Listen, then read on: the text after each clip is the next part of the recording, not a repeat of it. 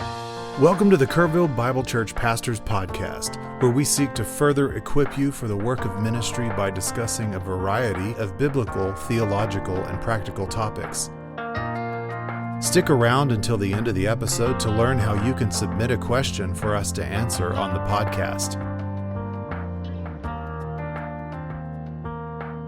Welcome back to the Kerrville Bible Church Pastors Podcast. My name is Toby Baxley. I'm your host, joined by Chris McKnight and our world travelers, Scott Christensen, Murray Van Gundy, who just got back late last night, early this morning from Cali, Colombia.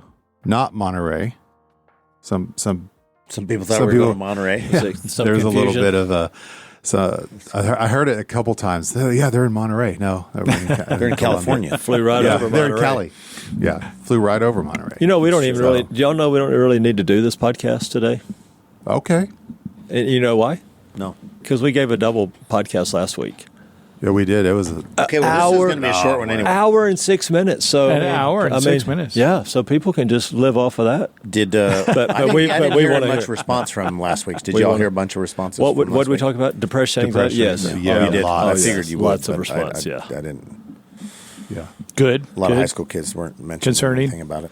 No, just timely, relevant. Did they listen? Your high school kids listen? That's a joke. Yeah. None of the high school kids came up and said, "Hey, the podcast really meant a lot to me." Really meant a lot. They don't listen. Yeah. Well, maybe they'll listen to this short podcast that you just promised us. Maybe they look at the time stamp and say, "Okay, yeah, that's too much commitment." I won't listen to it. You're hearing it right now. I'm hearing it right now. Yeah, I won't listen to it again. Yeah.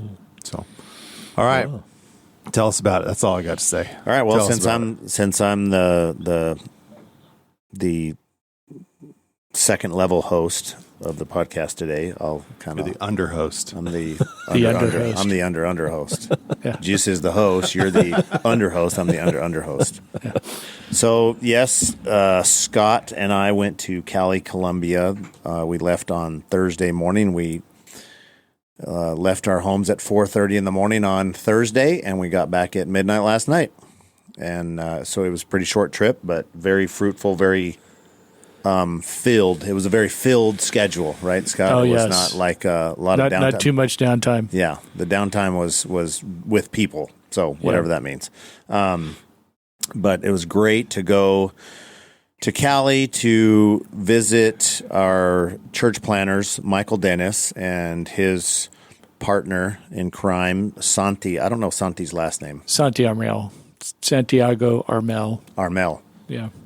And so we've been supporting them, I guess, Michael, at least since the beginning, maybe 4 years, about 4 years with them. The church is about 5 years old, a little under 5 years, I think. And Scott was doing a conference on his book, and so he'll share about that. It was an all-day conference on Saturday, started at 9:30 and finished at about 4:30, I guess. And then we just got to be with them, and I taught Sunday school too.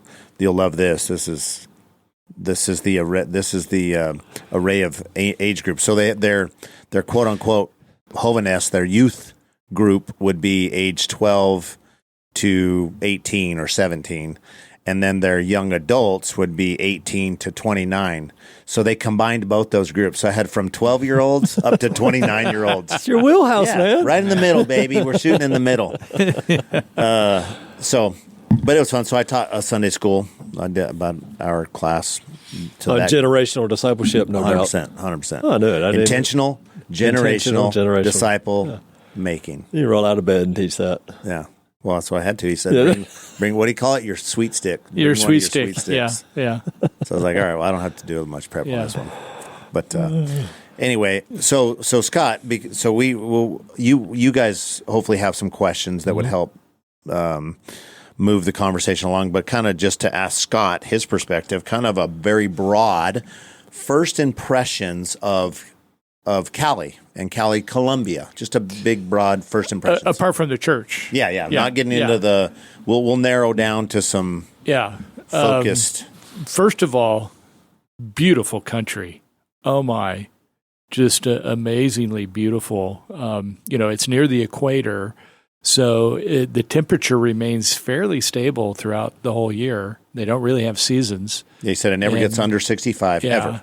Never gets under 65 and really not above 85. Yeah, and very tropical. And so I think the thing that struck me the most just about the geography of the place was, lots of hills, big hills, mountains really. And but just the variety of vegetation, flowering plants and flowering trees.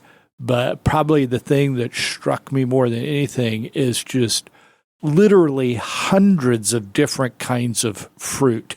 Edible fruit trees, things you've never heard of in your life. Yeah. And literally, alien things that you eat and you're like, this is really good. We went to this marketplace. It's kind of an indoor marketplace one day, and it was, this place was huge. It was like the size Mercado. It was a big Mercado, big marketplace. Yeah, it was like the size of 2 Walmarts. Okay. Yeah. And it was just stand after stand after stand of just every kind of fruit, and vegetable and other food stuffs, that you can imagine. And so we got to sample, a number of different, mostly fruit, I guess. And just incredible stuff. I think Michael said that Colombia is known for having the most variety of fruit like in the world. It is just a fruit mecca. Crazy stuff you would never even think. Not stuff. When we think of fruit, we think of peeling something and eating the inside, and it's not like that at all. Yeah, eat all of it. Yeah, you're like, well, no, not necessarily.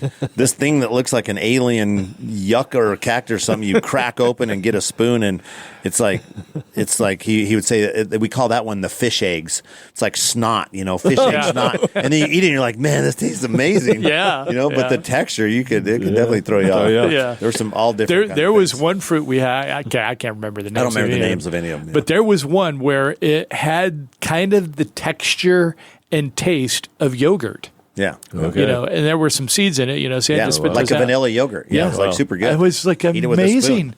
Yeah. It was practically liquid. So I think a lot of people won't know how big Cali is, because I certainly didn't when we started supporting them. In fact, I'd never heard of Cali, Colombia, when we started supporting them. And it's a massive city, right? Yeah, 3 million. 3 to 4 million. 3 million people. Okay. He said Bogota is like 12 million. And then Medellin is the other big, and I don't remember how many. But I think if I'm not mistaken, it was as soon as he picked us up in the airport, driving from the airport to his house. I think he said 53 million in the country, something like that. But and Colombia is the northernmost country of South America. So you have Panama that kind of connects Central and South America, and got the Panama Canal and whatnot. So we flew into Panama City, and then there to Cali. And the whole country is 1.6 times the size of Texas. Okay. So if you imagine Texas plus 60% more, that's how big it is. Size, it's a sizable country. Yeah. Yet the population is more dense too, right? Because doesn't Texas have a population of about 27 million? No, we're up to about 40. Oh, really? Really? All right, Yeah, yeah. Much. So, And it's 12 million it's so in dense. Bogota, right? That takes up a lot. 4 of our big cities, Yeah. Right. So I'd like for you to share with everybody what you were sharing with me walking up the steps, just the accommodations that Michael and Beth get to live in, and how that came about, because that's just super cool, super encouraging, and then how they're using it. I think we want to hear about that as far as how they're using their compound palatial compound or palace de Dennis is what we call that. Yeah. So they were renting up until a year and a half ago, and had an opportunity to buy a place, and the place sits on the side of a mountain. So they live in just outside of Cali, North Cali, in a place called Yumbo. Yumba or Yumbo? I think Yumbo. Yumbo. Yumbo.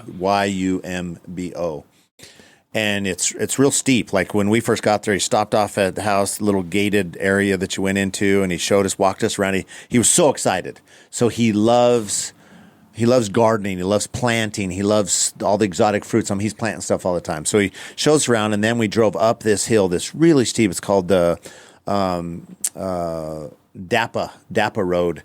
And we went up and met the kids and Beth and had a pizza, which was amazing. Oh, my goodness. Not one meal was bad. Yeah. Like, food was incredible. Every single The food. food was I'm getting more and more envious. The food was incredible. As this goes the on. fruit was incredible. We come back, and then he says in the morning, I'll give you a tour of our palace. You know, he didn't call it palace. I called it palace. Tour of our place. So how they got it was they were renting a place in really close to that, a house really close to that, and it's a nice area. So this isn't a rundown. It's outside of Cali, and even Cali in general. Like Scott and I both are consensus, and I think Michael maybe felt somewhat apologetic about it, but he didn't need to be. I said, dude, this is great because I would liken it to all the trips that I've been on, from India, which would be the hardest, to Africa, to then now Colombia, that it'd be closer to second world-ish, right? The roads were good. There wasn't people. When we got to the airport, we landed at the airport, and you go to a foreign country and you walk out of those glass doors from an airport, you're at the mercy of the country, right? And I mean, people are going to be yanking on you and pulling and and it's just chaotic. It wasn't like that at all. Yeah. It reminded me of a European city, country. Yeah, there you go. There you go. And I just kept telling Michael, dude, there's no apology, man. This is great. Like Scott and I were talking about it, and just the situation alone, you can see this is going to provide longevity, right? Because it's like, oh, we can do this, and God bless the Moses family, because they are in the hardest place you could possibly imagine, right? As you've heard and we've talked about, daily grind, daily struggle. Well, that's not how this is, and the church is flourishing, which we'll talk about in a minute. But nonetheless, they had an opportunity to buy this place, and it was dilapidated, very big. It's about, Michael said an acre. Scott said closer to 1.5 to 2 acres just by looking at it. But it's set on a hill. Beautiful tropical rolling hills, right? And he showed us a video when they first were looking at it, and it was dilapidated yard, like dead grass, dead bush, dead everything, right? And what's underbrush they had to clear out. Yeah, a foot of leaves and stuff that just hadn't been cleaned. And so we're walking the terrain of the property, and he's showing us the video. He said, this is where we are. And then you look at it. I mean, it's a paradise. It is. Oh my goodness! It is so nice. It is an incredible paradise. It's incredible. He would take a sprig of grass. This is like if you were going to go on vacation somewhere and stay at a really nice Airbnb. Like this would be the place. Yeah, you'd want to stay there. And you'd walk around the property and just enjoy the nature. That's right. He loves playing. Like he'd take a sprig of grass. He goes, see this hill right here? I took a sprig of grass and I put it right here, and then I put another one right there, and look what it's done. It's like grows over concrete. It covers the concrete, and it just goes everywhere. Yeah, and they put paths down, and they've got chickens and ducks, and they got a big pen where they've got more eggs than you know what to do with. And he goes, "This is a banana plant, and that's a plantain tree, and then I've got coffee tree over here, and I'm going to be planting one of these exotic fruits over here." And I mean, he's probably got on his property. He's probably got like at least 10, 15 different trees or plants that produce food. Fruit or avocados for days. Avocado, he goes, the avocados for days, and then mangoes for days, right? Like the mangoes. He goes, oh yeah, just and we cut a plantain. It was great. So he was in his element, wasn't he? He loved showing us everything. He goes, this is really my respite. When I just love to get out here, get my hands dirty and plant stuff and move stuff around and harvest stuff. And they still got a lot of work to do. But they've done, in the year and a half they've been there, we couldn't believe, from the video he's showing us to what they have now. Wow. And very inexpensive. I mean, he's telling us what it costs. So the house, so they were renting a house that was nice. It was probably a similar type structured house for $1,000 a month. And then they were able to buy this house. The lady, I forget the number, but I'm going to say like 1.2 billion pesos is what she was asking.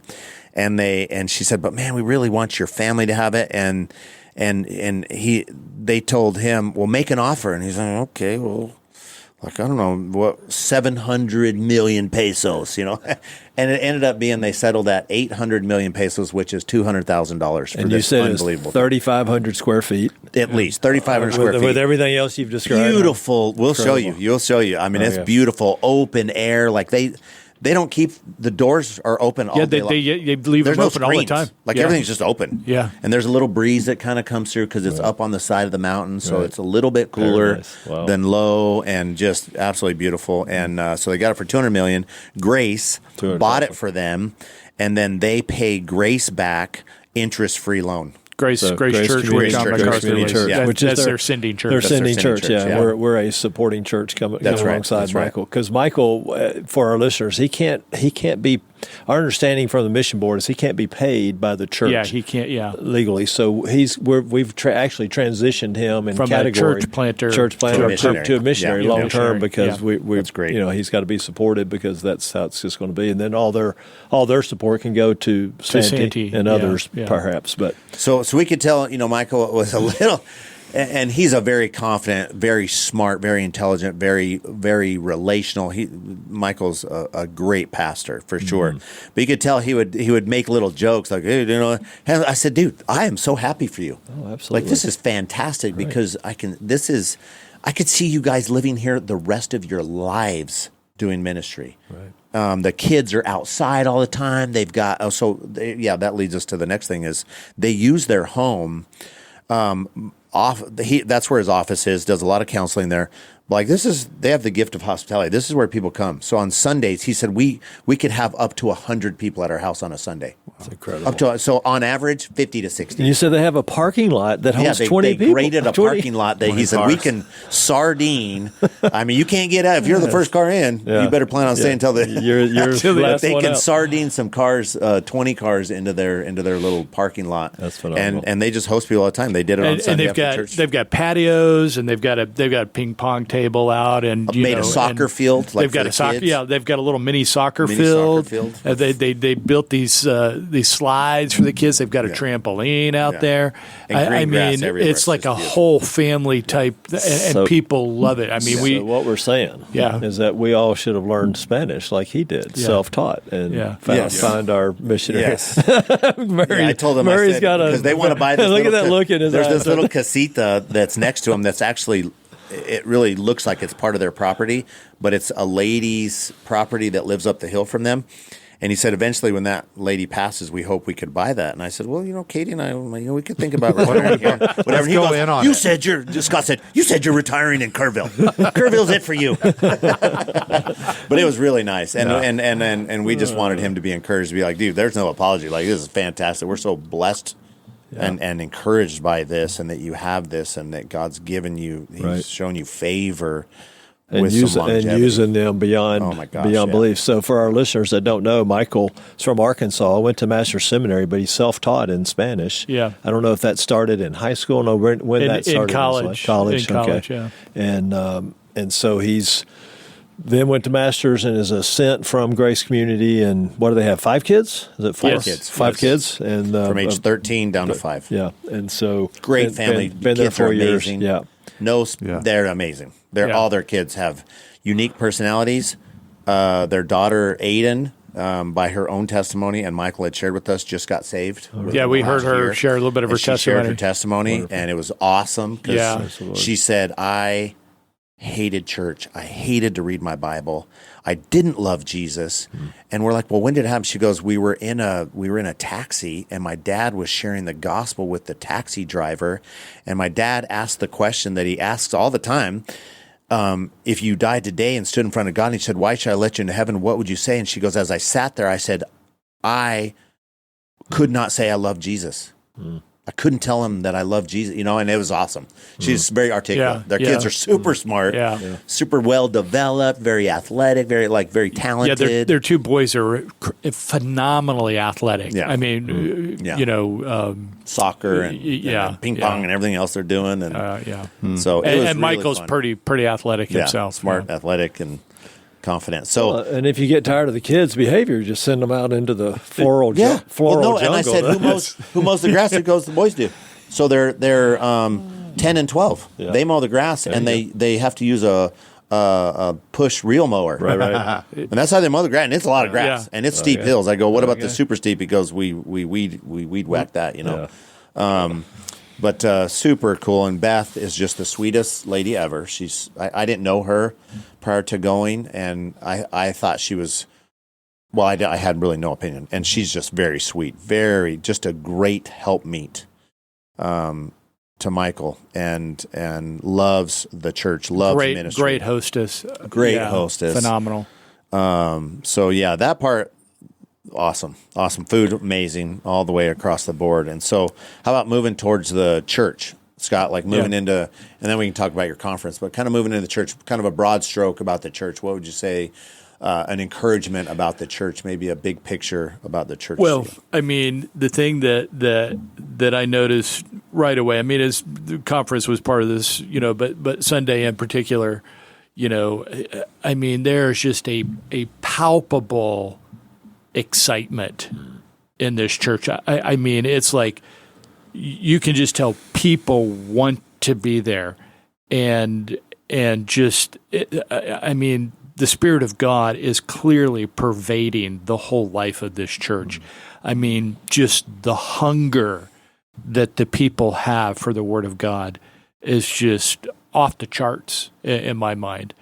And people were just incredibly friendly and welcoming. And yes, we're unique visitors. I obviously came to do the conference. Scott was famous. Let me tell you, I'll share with that in a minute. But Scott was famous, definitely. And so I mean, so we got a little bit, obviously, extra special treatment. But you just sense that they love each other. They love one another, but what really struck me is how much this congregation loves their pastors, and we have, including Michael. Yes, and we can say more about that later, because there are some interesting stories about that.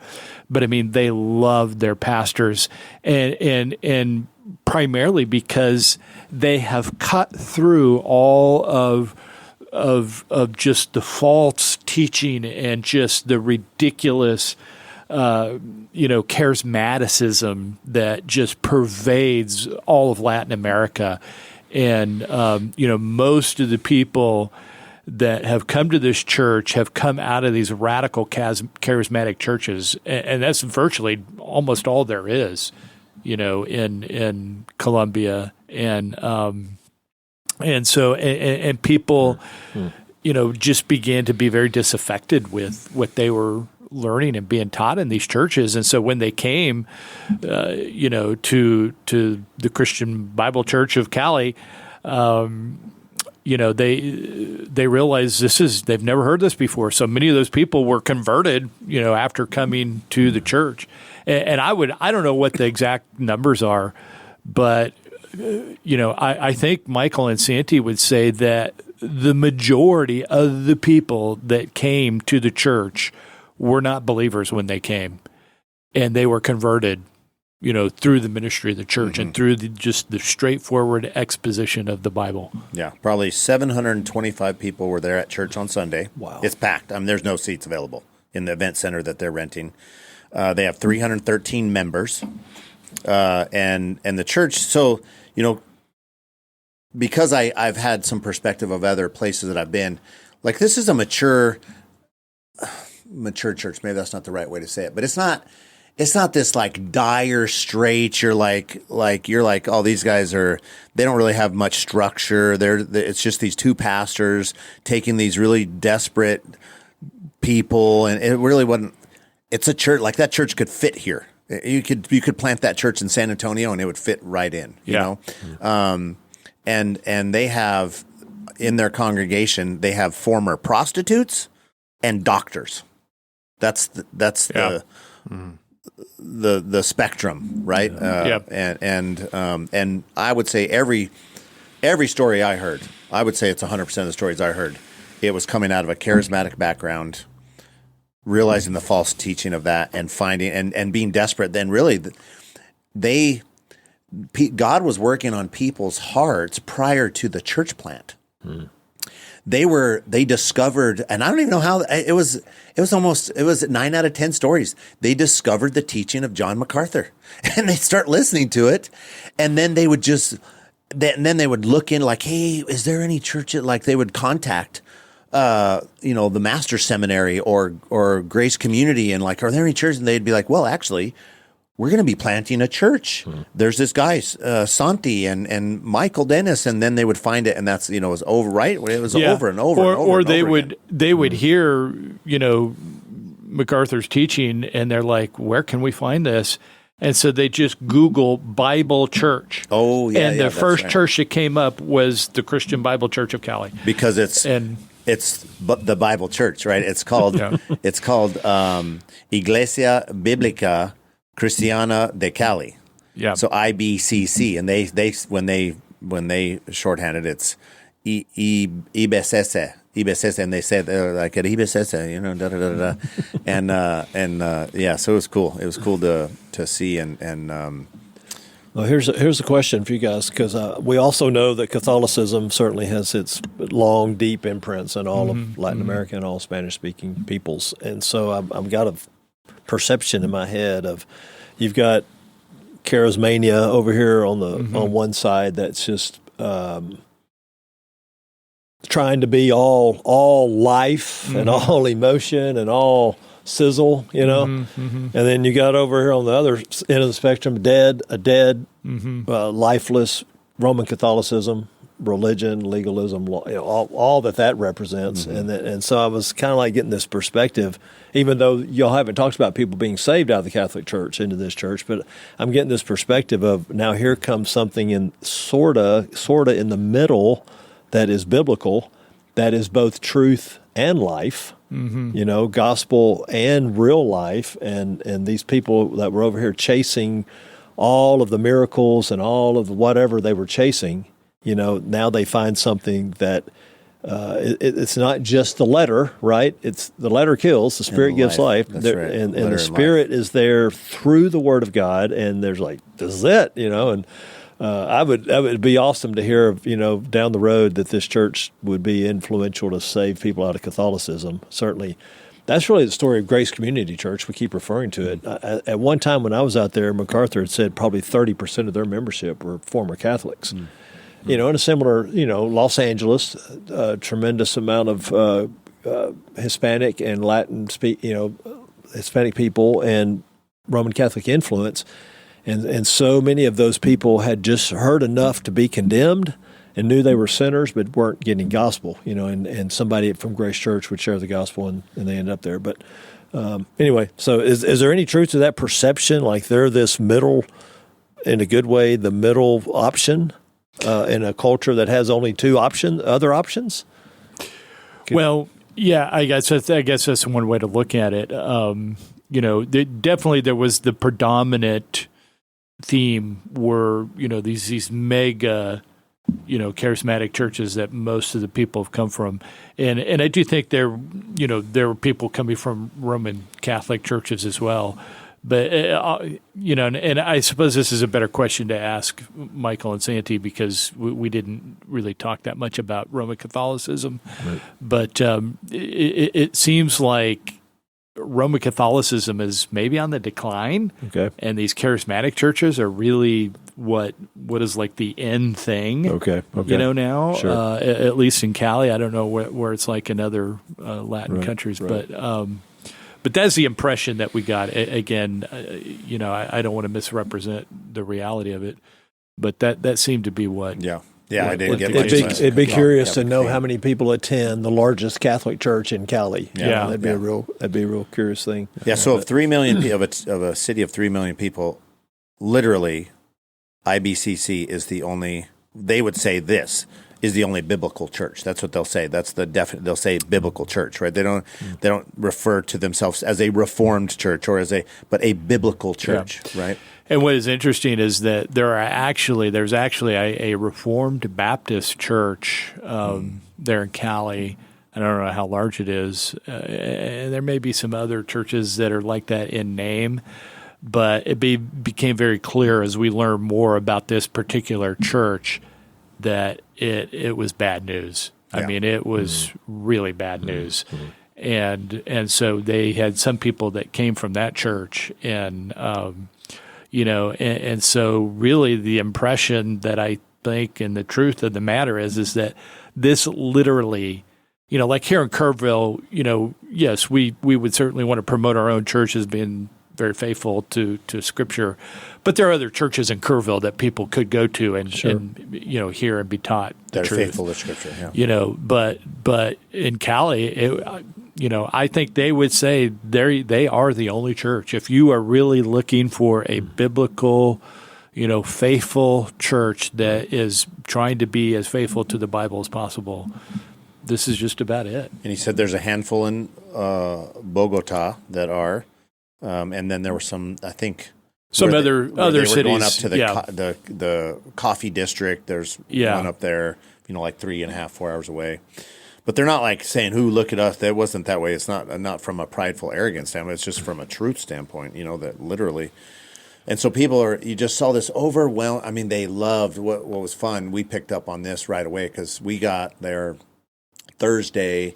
We went to lunch, Scott and I did, with Michael and 2 of the leaders of the church that'll soon be elders there, most likely.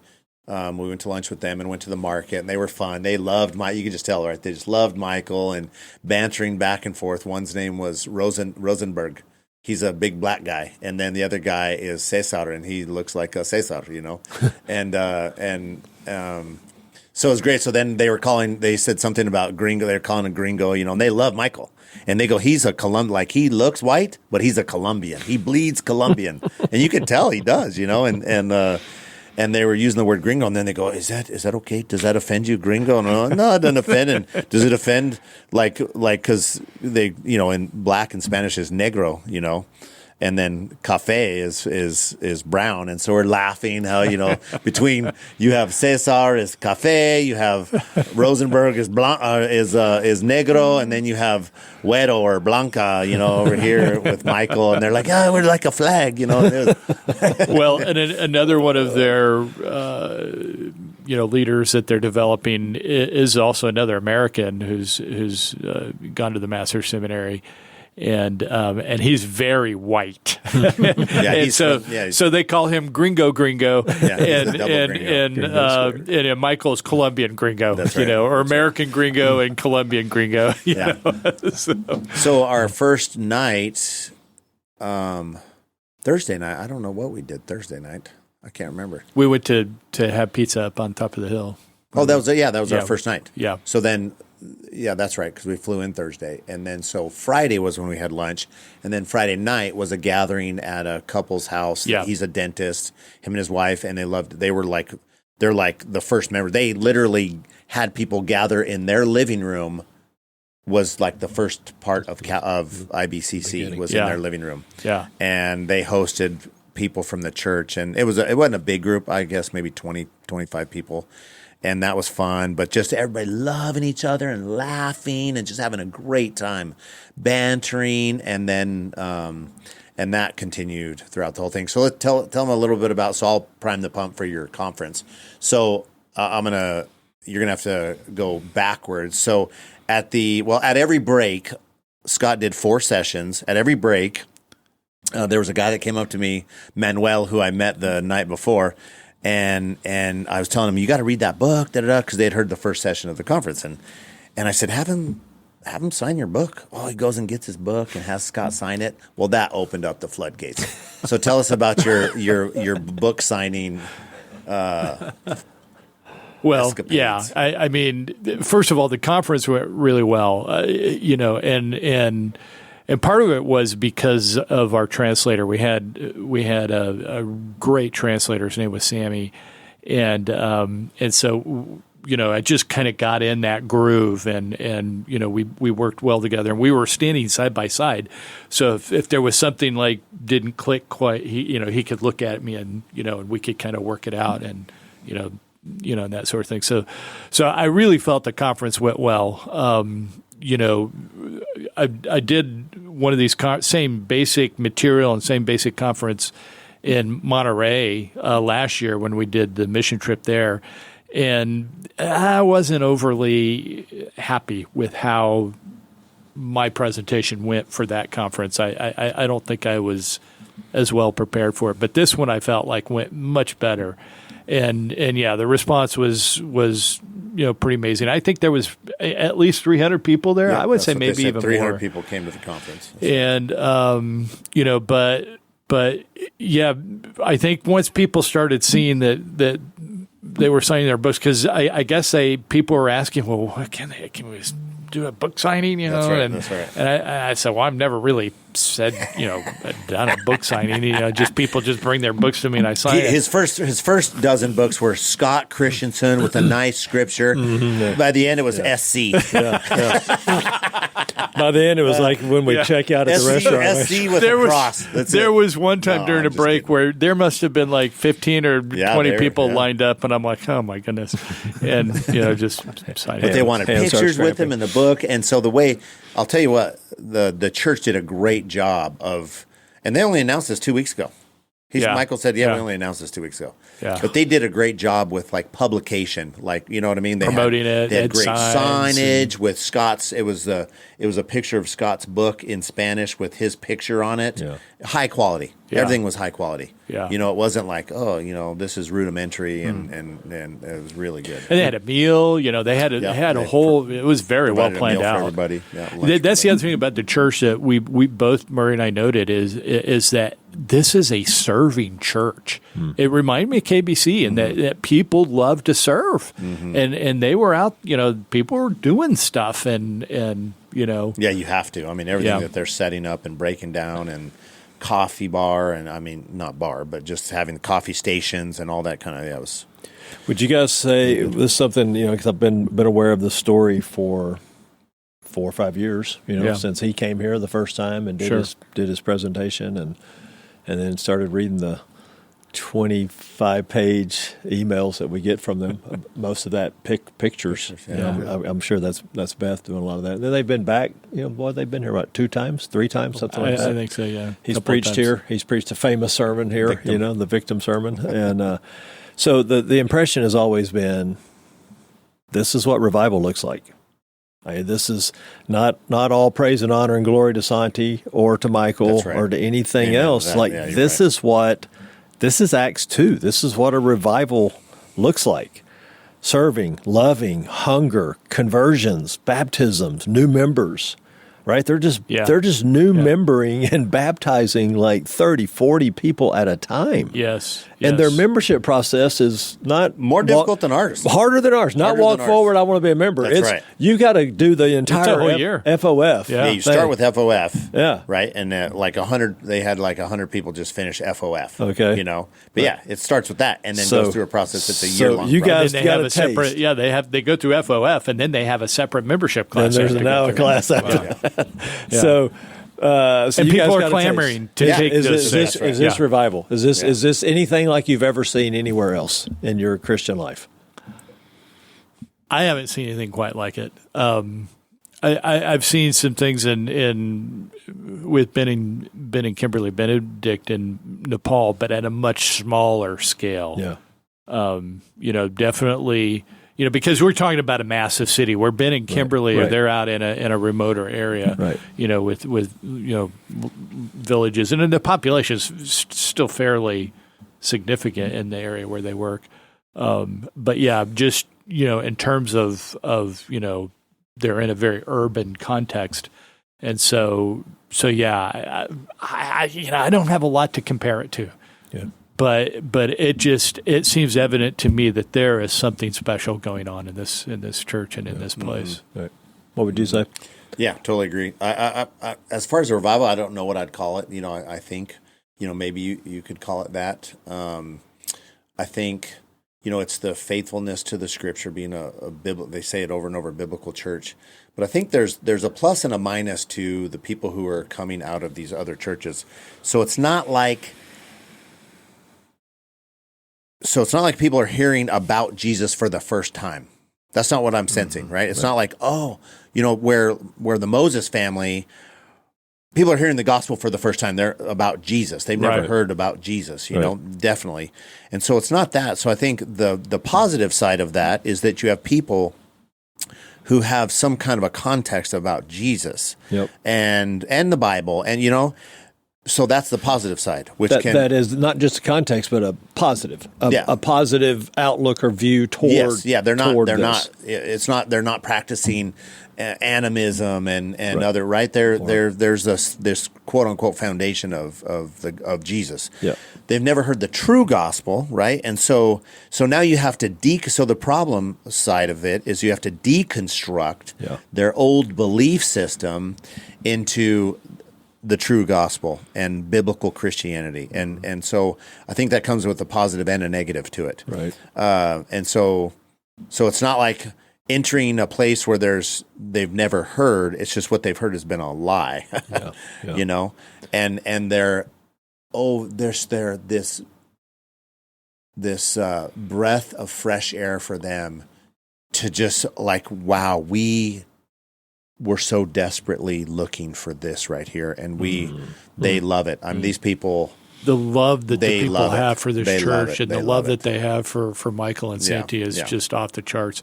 Yeah. You know, so we tears had coming down their faces. Yeah, so we had a gathering Sunday night. They had again, you know, had people come over and they showed up about 4:00 and they were there till like. Well, let me say so we finished church. Church starts at 11. Yeah. It went for an hour and 45 minutes, so it finishes at 12:45. Typically, Michael and Santi will just hang around after and almost like literally do counseling right there on the stage. Sometimes they stay there for an hour or two. Yeah. And so Michael's like, today we're not going to do that because we got to. Oh, no, we did. We didn't leave there till 2. So then we went and ate lunch. So him and Santi and there was about 12, 15 of us eating lunch. Amazing. Oh my goodness! That was like traditional Colombian food. That food was amazing so good. Lunch, and then we're driving to go to their house, and they said, "Yeah, some people are going to come over," and it's not like it's not an organized thing where so people are calling him, "Hey, where are you? Oh, we're just now leaving lunch. Well, we're 30 minutes away. Oh, okay, well, we're sitting outside your house waiting, you know." So we get there, and then people just start showing up with these. I forget what they were called, but they were empanadas, but they were meat-filled empanadas. They're like, "Oh, you got to try that." Well, Scott and I mean, it's like my lunch is because their lunch is their biggest meal. Yeah. So my lunch is sitting in my throat, you know. And they're like, "Oh, try this meat pie," you know. And they show up with 100 bottles of soda, and people are just coming in, bringing in stuff, and there's nobody's like, "Okay, you do it." And the house is chaotic; kids are running around everywhere, and people are just having the greatest time ever. Yeah, you know, I love that. And this is every Sunday. This is pretty much every Sunday.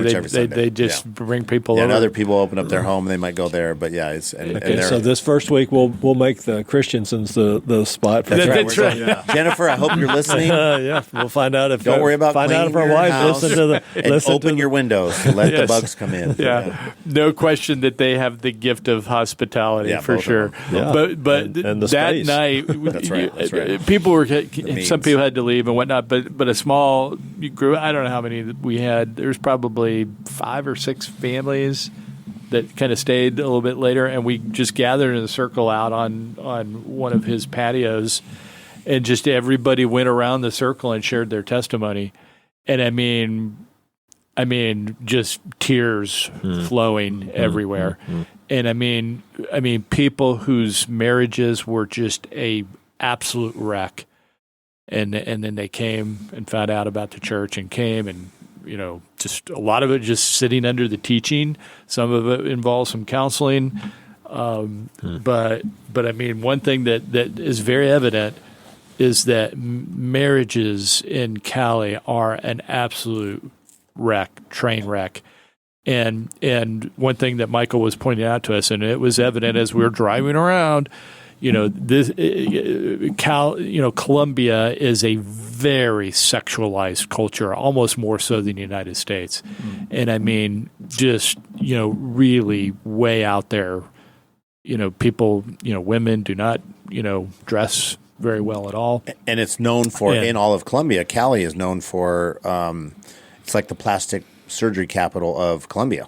Yeah, people come in and get, you know. Well, it's one of the great of all plastic surgeries of the world. People come there and get plastic surgeries done. It's probably very. It's also the cosmetic world there is a big. They were saying was a huge thing. Yeah, and they said from the back in the Pablo Escobar days and those drug lords having their women do this and that, and it's kind of just created this culture. And so Santi preached on, he's going through Ephesians, and so he preached on Ephesians 6:4, fathers do not exasperate your children and to anger, and just did a great sermon. That was my next verse. question. That was what the sermon was on. Yeah, great sermon on that verse.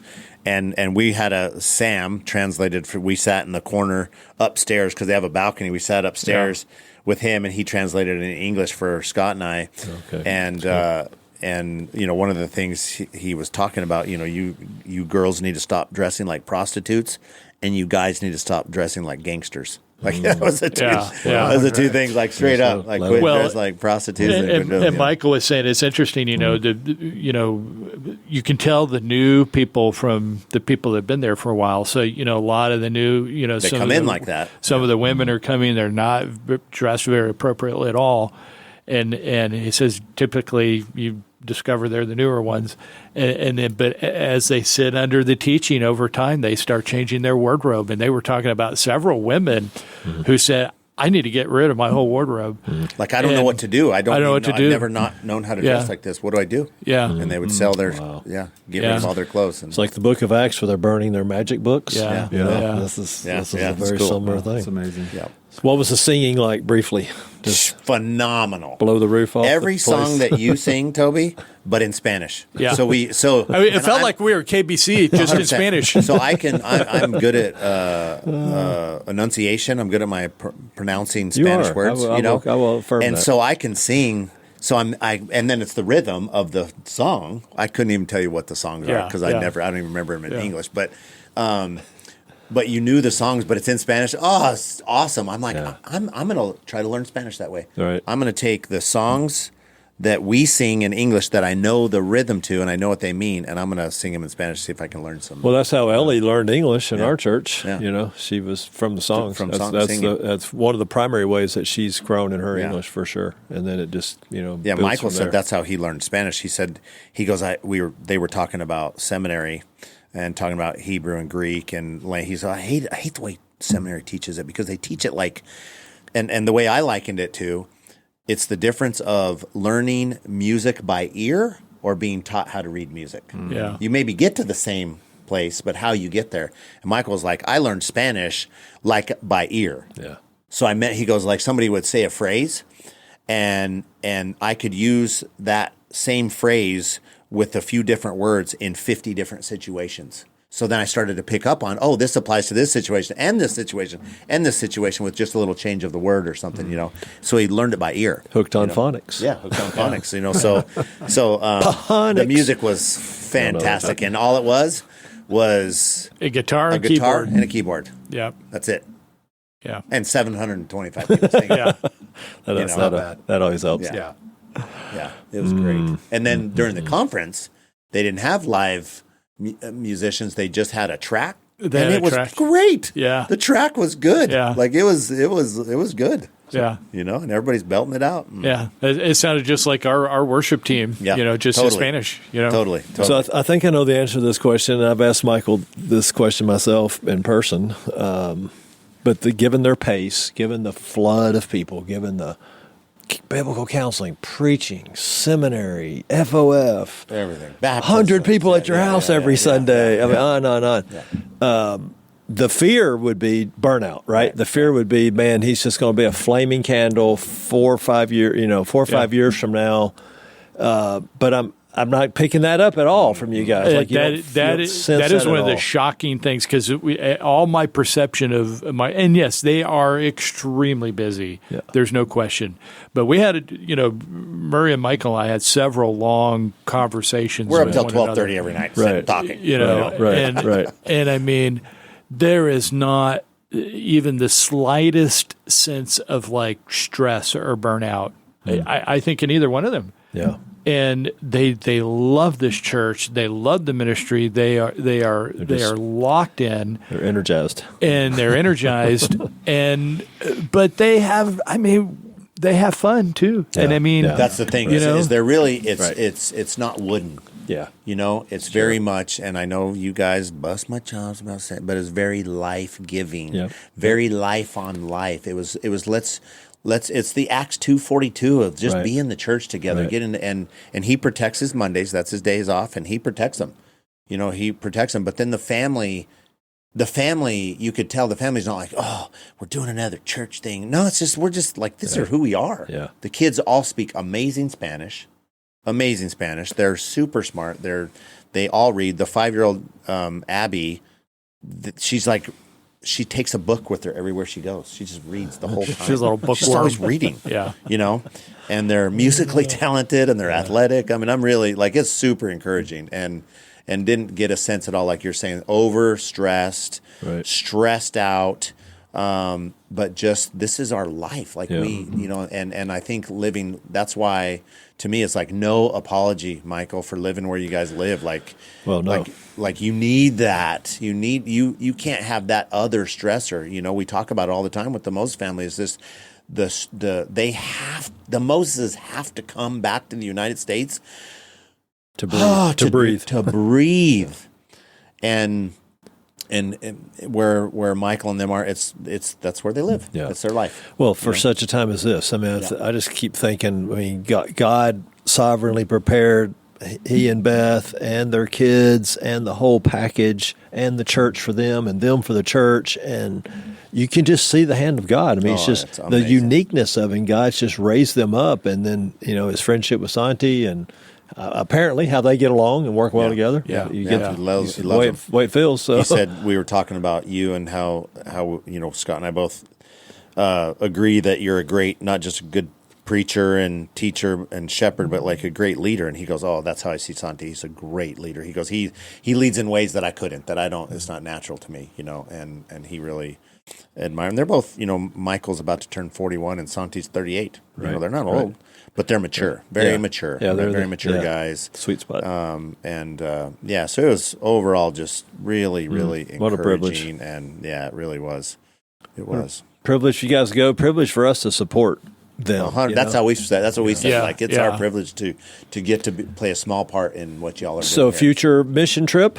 Is this a future mission trip spot for high school? He had an idea probably prior to me being there and us getting to talk about our youth ministry and youth ministry philosophy and all that. And so possibly, Lord willing, maybe the summer of 2027. And I said, look, what I would want to do, because he said, we have 5. He goes, I can count of our high school age group, which would go down to his daughter's age 13. He goes, we have 5 Christians. 5 that have just got, but it's starting to happen. Okay. Like we're seeing. He goes, it wasn't even on our radar. Okay. We didn't have time to think about that age group. And so I said, man, what I see, Michael, what I would love with him and Santi is like we would want to do a mission trip here, but with you. We would want your daughter as an example. She's going to join us. Yeah. She's gonna do an application. She's got to do some training. She'll be our translator for sure. But they'll stay with us. They'll be on the mission trip with us. They'll sleep where we sleep. They'll eat what we eat. We'll all do everything together, and it'll be I believe that could be a great catalyst. Because I told them, if we were to come, number one, we don't want to come if we're going to be a burden to you. If you guys both, we leave this conversation, both of you go, Lee, man, that's going to be difficult to host, all that. We wouldn't do that. We do not want it to be. We want it to be a catalyst to future ministry for you guys. So if you see it as that, then absolutely, we hopefully could do that. And so anyway, it would be a mission trip with their young people. And then my hope would be, the fruit would be, we leave and there's this fire in them to want to reach Cali, to want to reach Cali, and they don't have to go to another country, they can reach right there. Right. If we're the only church and there's 3 million people, we got work to do. A lot of work to do. We got a lot of church planning to do. Don't have to leave the city. Yeah. So a lot of tears, in that night, just hearing testimonies. I'm looking at Scott; he's got a tear rolling down his cheek, and then this Rosenberg guy's telling his story, and he's a dude. I mean, he's a man's man. Yeah, for he's sure. Like a linebacker for an NFL team. Well, he was pro soccer. Yeah, he played professional soccer for a while. And cool guy, fun, like super charismatic, personality, fun, and life of the party kind of guy. And he starts telling the story of Michael doing his sister's funeral service. Yeah, incredible story. And he started crying. I told Michael this after he had left. I said, Michael, you know why he started crying when he was telling the story to everybody? It wasn't because his sister died. It's because you were his pastor. That's what he was crying about. So this story is incredible. So this guy, Rosenberg, has a massive presence in a part of Cali that is largely black, about 1 million people. and very poor, and gangs, drugs, violence, drugs, the whole thing. And he's kind of like a community worker. And but he got saved, coming to the church, and God has just amazingly transformed him. And his wife was there too, and she was amazing as well.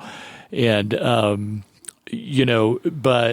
but shortly after he became a believer and was attending the church, I don't know exactly. It was shortly after Michael came, I believe, and his sister died, and his sister somehow was involved in this community as well, and so 500 people showed up to her funeral. And it wasn't even the funeral; it was the cemetery. Show up at the cemetery. They show up in the cemetery, and so what Michael said is that this is the custom in Colombia, is that when somebody dies, you have the funeral 24 hours later. Within 24 hours, and so it happens suddenly, and you got to be ready to do the funeral right away. So so Santi couldn't make it, and so he said, "Michael, can you go to the funeral?" And Michael didn't even really know what he was going to do there. I mean, he didn't really prepare anything, but he gets there and he shows up, and then all of a sudden, like buses of people just start showing up, and people just start flooding into this place. And of course, they're all mainly, almost 99% black. They're probably Hispanics too, maybe, but there was a coffin there, and it was so tightly packed that you couldn't even move. And so Rosenberg is near the coffin, and he's got like 6 or 7 brothers, and they were all there, and other family. I mean, it's a huge family. And so Michael is like, about 50 feet away, and he says, "My pastor, come, and he's like waving for him to come. And he couldn't get there because, it was so many people, and he's like trying to squeeze his way through. And then he says, he tells him, my pastor wants to say something. And Michael was not prepared. Yeah. And he said it was so tight. He said, I had my Bible under my arm. I literally couldn't lift that arm. He goes, I got my left arm. He said, and he's showing us, and everybody's laughing. Yeah. He said, and he goes, I've never had a cultural moment like this in my life. But he squeezes his left arm up over the crowd like this. And then go ahead. Yeah. And so he had about 10 minutes, and he just preached the gospel like hardcore. Like, basically, like, if you do not turn and trust Christ, you face an eternity in hell. And he said you could hear a pin drop. He said, yeah. He said it was dead silent. And he didn't know this, but apparently there were like hitmen. He said there were assassins, hitmen, gangsters, drug dealer. He goes, it was a rough. Yeah, he had no idea that these people were in the audience. With his hand up like this, and he's tall, So he's waving his hand, preaching the gospel, and he said he does this at most funerals. He said, if she could come back, she would tell you that heaven is real and hell is real, and you need to repent. And it was like, it could hear a pin drop, And he said once he finised, people just were wailing. Like he was just like uncontrollably wailing. Like he didn't know what to do. Like the women are just like, just going crazy. Yeah. But when Rosenberg was telling that story, I mean, tears were just falling down his face. And like Murray said, at first you're thinking, well, he's just the remembrance of his sister. But no, he was crying because of the willingness of his pastor, to come in that dark moment and preach the gospel to these people. That was awesome.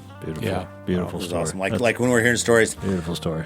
It's like I wanted to stand up and go hug people, but that would be awkward. So I didn't do that. No, awkward for me and them, like, what are you doing? But yeah, it was cool. Okay. Really good. All right. Let's get Dan on. Yeah. Close it out. Praise God. Yeah. So be praying. We told them that we will continue praying for them. We asked them to pray for us. And I believe there will be faithful people praying for us. And I know our church praying for them. So continue doing that. So let me end with that. Lord, thank you for the trip. Thank you that our church, that KBC, has a real heart for taking the gospel to the nations through missions, through church planning, and that we have such a generous church that could afford to send Scott and I there and to get to do that. And thank you for Scott and you put it on his heart to write a book on defeating evil, and he can use that as a catalyst to preach the truth at these conferences in foreign lands and everything that's going on. So we just pray for that church, pray for the leaders. We pray a reminder to them and to us that Jesus is the head of the church and not any one pastor or personality. And Lord, help us to always remember that. So thank you for this time. In Jesus' name, amen. Thanks for listening to the Kerrville Bible Church Pastors Podcast. We want to be a resource for you and answer the questions that are on your mind. Please send them to us via email at questions@kerrvillebiblechurch.org or call or text us at 830-321-0349.